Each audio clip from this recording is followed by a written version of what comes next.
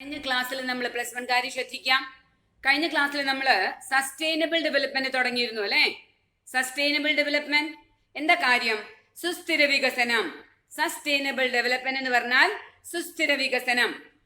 ഇന്നത്തെ തലമുറയ്ക്ക് വേണ്ടി എന്ത് ചെയ്താലും കുഴപ്പമില്ല, പക്ഷേ അത് വരാനിരിക്കുന്ന തലമുറയ്ക്ക് പ്രശ്നമാവാൻ പാടില്ല. ഭാവി തലമുറയുടെ ആവശ്യങ്ങളെ അവഗണിക്കാതെ ഇന്നത്തെ തലമുറയ്ക്ക് വേണ്ടി എന്ത് ചെയ്താലും അതിന് പറയുന്ന അത്തരം വികസനത്തിന് പറയുന്ന പേരാണ് സുസ്ഥിര വികസനം. മനസ്സിലായോ? സുസ്ഥിര വികസനം, സസ്റ്റൈനബിൾ ഡെവലപ്മെന്റ്. സസ്റ്റൈനബിൾ ഡെവലപ്മെന്റ് എന്ന് പറഞ്ഞാൽ എന്താണ്? കഴിഞ്ഞ ദിവസം വായിച്ചു നമ്മള്. Sustainable development that means the need of present generation without compromising the ability of the future generation to meet their own needs.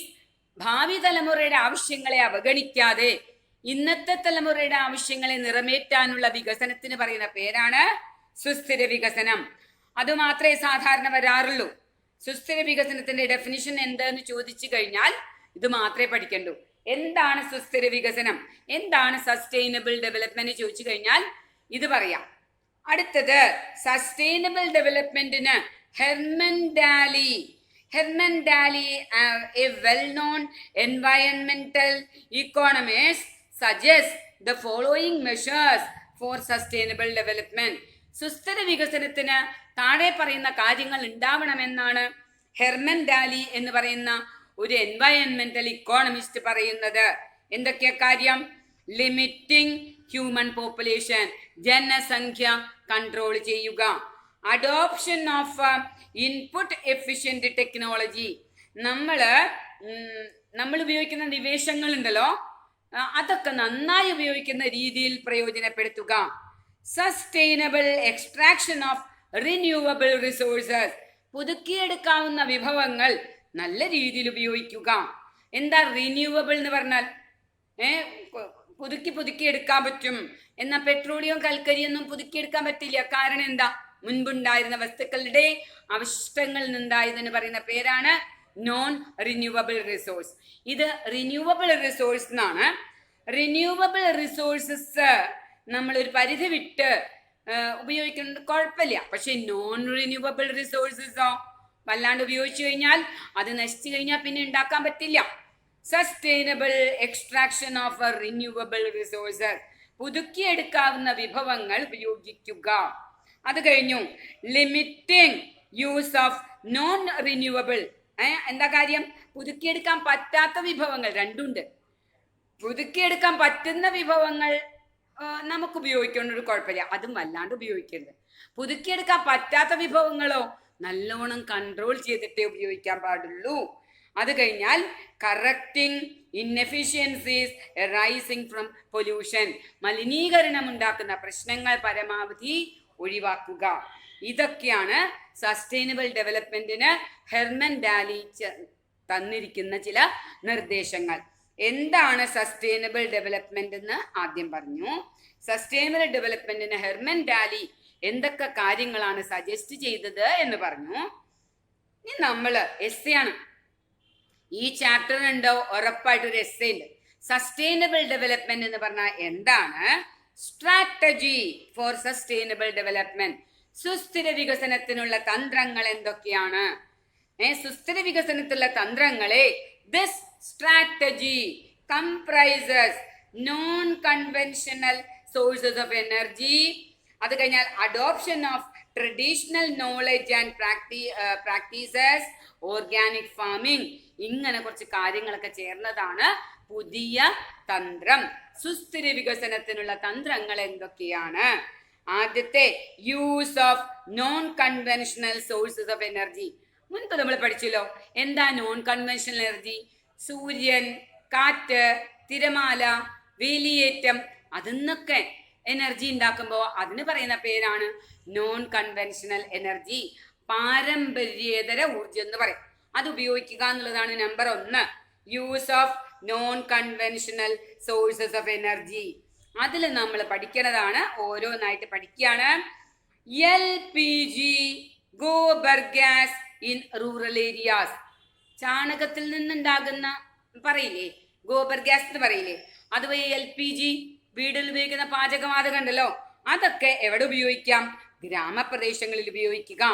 അതിന് വിശദീകരണം: a good strategy sustainable development requires extensive use of non conventional source of energy like ഏതൊക്കെയാണ്? Solar, wind, tide etcetera. മുമ്പേ പഠിച്ചിട്ടുണ്ടല്ലോ, അതന്നെ ഇവിടെ തന്നെ അടയാളപ്പെടുത്തിയിട്ടുണ്ട്. അത് കഴിഞ്ഞിട്ട് LPG, gobar gas in rural areas. A good strategy for sustainable development is the promotion of LPG. LPG എന്ന് പറഞ്ഞാൽ ഏതാ? Liquefied petroleum gas is an energy efficient clean fuel. അത് കഴിഞ്ഞിട്ടോ ഗോബർ ഗ്യാസ് പ്രൊഡ്യൂസ്ഡ് ഫ്രം കാറ്റിൽ. കന്നുകാലികളുടെ ചാണകത്തിൽ നിന്നൊക്കെ ഉണ്ടാക്കിയെടുക്കുന്ന ഗോബർ ഗ്യാസ് ഉണ്ടല്ലോ, കാറ്റിൽ ഡങ്. ഉണങ്ങിയ ചാണകം നേരിട്ട് കത്തിക്കാൻ പാടില്ല, അതിനെ ബയോഗ്യാസ് ആക്കി മാറ്റിയിട്ട് ഉപയോഗിക്കാൻ പാടുള്ളൂ, അല്ലെങ്കിൽ ഗോബർ ഗ്യാസ് ആക്കി മാറ്റിയിട്ട് ഉപയോഗിക്കാൻ പാടുള്ളൂ പറയാറില്ലേ? Is a renewable resource. അപ്പോ ഒന്നാമത്തെ പോർഷൻ കഴിഞ്ഞു. എന്തായാലും LPG, gobar gas in rural areas. LPG, gobar gas in rural areas. ഗ്രാമപ്രദേശങ്ങളിൽ LPGയും ഗോബർ ഗ്യാസും.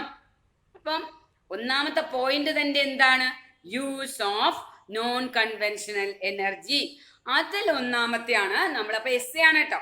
എസ്സേയിൽ 3 പ്രധാനപ്പെട്ട പോയിന്റുകൾ വരും. Use of non conventional energy എന്ന് പറയും. പിന്നെ പരമ്പരാഗതമായ അറിവുകളും പ്രയോഗങ്ങളും, ട്രഡീഷണൽ നോളജ് ആൻഡ് പ്രാക്ടീസസ്. അത് കഴിഞ്ഞാൽ ജൈവ കൃഷി, മുമ്പ് പഠിച്ചിട്ടില്ലേ? ഓർഗാനിക് ഫാമിംഗ്, ജൈവവളം ഉപയോഗിക്കുക, രാസവളങ്ങൾക്ക് ഉപയോഗിക്കുന്നതിന് പകരം ജൈവവളം ഉപയോഗിക്കുക എന്നൊക്കെ പറയാറില്ലേ? അത് അങ്ങനെ 3 പോയിന്റാ. ആ ഒന്നാമത്തെ പോയിന്റിലാണ് ഇത്രയും കൂടുതൽ വരണേ. ഗ്രാമപ്രദേശങ്ങളിൽ LPGയും ഗോബർ ഗ്യാസും. അത് കഴിഞ്ഞു CNG in urban areas. Compressed natural gas എന്ന് പറയും. പ്രകൃതിവാതകല്ലേ? കംപ്രസ്ഡ് നാച്ചുറൽ ഗ്യാസിന്റെ ചുരുക്കപ്പേരാണ് CNG ഇൻ urban ഏരിയാസ്. പട്ടണ പ്രദേശങ്ങളിൽ CNGയുടെ പൂർണ്ണരൂപം എന്താണ്? Compressed natural gas is now increasingly used in public transport system. പൊതുഗതാഗത സംവിധാനത്തിൽ കൂടുതലായി ഉപയോഗിക്കുന്നതാണ് compressed natural gas CNG. This reduces air pollution. വായുമലിനീകരണം കുറയ്ക്കാൻ ഇതുകൊണ്ട് നമുക്ക് കഴിയും. CNG is used in public transport system in New Delhi. ഇന്ത്യയിൽ ഡൽഹിയിലാണ് ഇത് കൂടുതൽ ഉപയോഗിക്കണേ. അപ്പൊ ആദ്യം പറഞ്ഞത് ഗ്രാമപ്രദേശങ്ങളിൽ, രണ്ടാമത് നഗരപ്രദേശങ്ങളിൽ. ഗ്രാമപ്രദേശങ്ങളിൽ ഏതൊക്കെ ഉപയോഗിക്കാം? LPGയും ഗോബർ ഗ്യാസും. നഗരപ്രദേശങ്ങളിലോ കംപ്രസ്ഡ് നാച്ചുറൽ ഗ്യാസ് ആണ് ഉപയോഗിക്കുക. ഇന്നത്തേക്ക് നിങ്ങൾക്കറിയാം വിൻഡ് എനർജി, കാറ്റിൽ നിന്ന് ഊർജം. അത് കഴിഞ്ഞാൽ സൗരോർജം, സോളാർ എനർജി. പിന്നെ ചെറിയ ചെറിയ പുഴകളിൽ ചെറിയ മിനി ജലവൈദ്യുത പദ്ധതികൾ എന്ന് പറയും. ഒരു പുഴ, ഒരു ഗ്രാമപ്രദേശങ്ങളിലെ ആൾക്കാർക്കൊക്കെ വൈദ്യുതി ഉണ്ടാക്കാൻ ആ പുഴയിൽ നിന്നുള്ള വെള്ളം ഉപയോഗിച്ചിട്ട് വൈദ്യുതി ഉണ്ടാക്കുമ്പോൾ അതിന് പറയുന്ന പേരാണ് മിനി ജലവൈദ്യുത പദ്ധതി എന്ന് പറയും. Mini hydel project. അതുകൂടി കഴിയുമ്പോഴാണ് ഏത് കഴിയുക? നോൺ കൺവെൻഷണൽ എനർജിയുടെ ഉപയോഗം കഴിയാം. വിൻഡ് എനർജി വായിക്കുന്നു. Wind energy is an important renewable energy.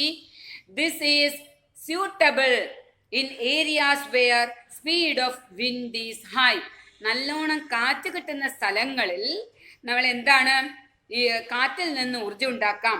India is now a major exporter of wind turbine. ടർബൈനുകൾ കയറ്റി അയക്കുന്ന, കാറ്റിൽ നിന്ന് ഊർജം ഉണ്ടാക്കാനുള്ള ടർബൈനുകൾ കയറ്റി അയക്കുന്ന പ്രധാനപ്പെട്ട ഒരു രാജ്യമാണ് ഇന്ത്യ. അപ്പൊ ഏതൊക്കെ കഴിഞ്ഞു? റൂറൽ ഏരിയാസിൽ ഏതൊക്കെ ഉപയോഗിക്കാം? Gobar gas and LPG. Urban areas CNG. പറഞ്ഞത് എന്താ? Wind energy. കഴിഞ്ഞാൽ solar energy. Sun is an exhaustible source of energy. Inexhaustible. Exhaust ചെയ്യാന്ന് പറഞ്ഞാൽ എന്താ? കഴിയാന്നല്ലേ. ഇൻഎക്സോസ്റ്റബിൾ എന്ന് പറഞ്ഞാൽ കഴിയില്ല. ഒരു ദിവസം വെളിച്ചായ വൈകുന്നേരം വരെ നല്ല വെയിലുള്ള സമയമാണെന്നുണ്ടെങ്കിൽ എന്ത് കിട്ടും? സൂര്യപ്രകാശം കിട്ടും. If this sunlight can be harnessed into solar energy ആക്കി മാറ്റിക്കഴിഞ്ഞാൽ that would be a great help in solving energy crisis. പലയിടത്തും സോളാർ പാനലുകൾ ഉപയോഗിച്ചിട്ടൊക്കെയാണ് വൈദ്യുതി ഉണ്ടാക്കുന്നത് അല്ലേ.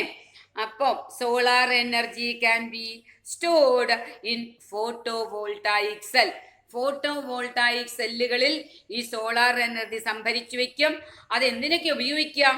It can be used in cooking, water heating, പാചകത്തിന് ഉപയോഗിക്കാം, വെള്ളം ചൂടാക്കാൻ ഉപയോഗിക്കാം, ലൈറ്റിംഗ്, വിളക്ക് കത്തിക്കാൻ, അതായത് ലൈറ്റ് കത്തിക്കാൻ ഉപയോഗിക്കാം. Advantage of solar energy is that it is a renewable source of energy. പുതുക്കിയെടുക്കാവുന്ന വിഭവമാണെന്നുള്ളതാണ് ഇതിന്റെ നേട്ടം. അപ്പൊ എന്തൊക്കെ 4 കാര്യങ്ങൾ കഴിഞ്ഞേ ലാസ്റ്റത്തെ 5. മിനി ഹൈഡ്രൽ പ്രോജക്ട്, മിനി ജലവൈദ്യുത പദ്ധതികൾ. Mini hydel project are constructed across streams. അരുവികളിലൊക്കെയാണ് ഇത് ഉണ്ടാവുക. They generate power to meet local needs. ആ പ്രത്യേക ഏരിയയിലുള്ള ആൾക്കാർക്കുള്ള വൈദ്യുതിയുടെ ആവശ്യത്തിനാണ് ഇത് ഉപയോഗിക്കുക. ഇതിന്റെ അഡ്വാൻറ്റേജ് എന്താ? The advantage of mini hydel project is that they do not destroy environment. പരിസ്ഥിതിക്ക് വലിയ പ്രശ്നം ഉണ്ടാക്കില്ല എന്നുള്ളതാണ് ഇതിന്റെ നേട്ടം. The capital expenditure is very low. അതിനിറക്കുന്ന മൂലധനം വളരെ കുറച്ചേ വേണ്ടൂ, പൈസ വളരെ കുറച്ചേ വേണ്ടൂ compared to large hydel project. Mini ജലവൈദ്യുത പദ്ധതികൾ അപ്പോൾ എവിടെയാ കാണുക? അരുവികളിൽ നിന്നൊക്കെ, പുഴകളിൽ നിന്നൊക്കെ ആ ലോക്കൽ ഏരിയയ്ക്ക് വേണ്ട വൈദ്യുതി ഉണ്ടാക്കാനാണ് മിനി ജലവൈദ്യുത പദ്ധതി ഉപയോഗിക്കുക. ഇതിന് ചെലവ് വളരെ കുറവാണ്. മാത്രമല്ല മലിനീകരണം കുറവാണ്, പരിസ്ഥിതിക്ക് പ്രശ്നമില്ല, പരിസ്ഥിതിക്ക് ദോഷമില്ല. അപ്പൊ അത് പ്രത്യേകം നോക്കാം. പിന്നത്തെ പോയിന്റുകൾ രണ്ടും അടുത്ത ക്ലാസ്. ഓക്കെ.